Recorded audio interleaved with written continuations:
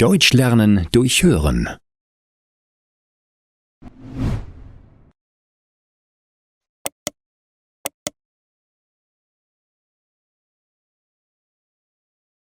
Das Oktoberfest. Das Oktoberfest gibt es seit 1810 in München. Es beginnt im September und endet im Oktober. Es dauert etwa 2 Wochen. Jedes Jahr kommen ungefähr 5 bis 6 Millionen Besucher.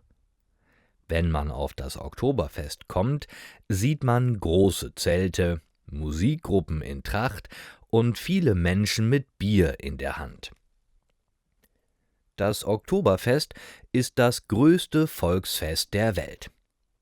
Viele Besucher reisen aus anderen Ländern nach München. Besonders in der 3. und 4. Septemberwoche kommen viele in die Stadt. Deshalb sind fast alle Hotels ausgebucht. Es ist schwer, ein freies Zimmer zu finden. Aber es gibt andere Möglichkeiten. Einige schlafen auf einem Campingplatz. Dort stehen Zelte.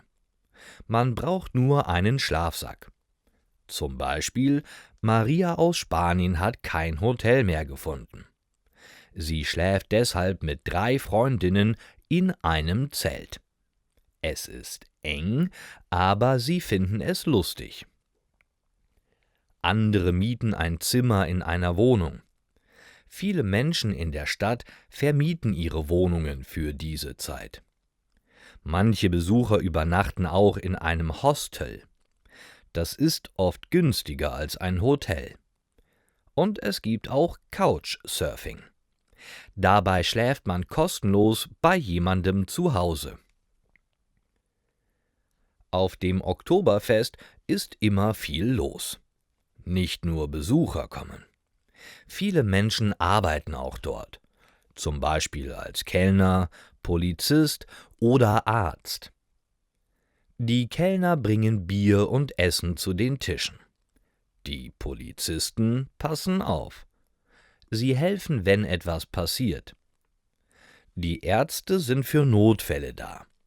Manche Besucher fallen hin oder trinken zu viel. Dann brauchen sie Hilfe. In München sagen viele, ich gehe auf die Wiesn. Die Wiesn ist ein anderer Name für das Oktoberfest.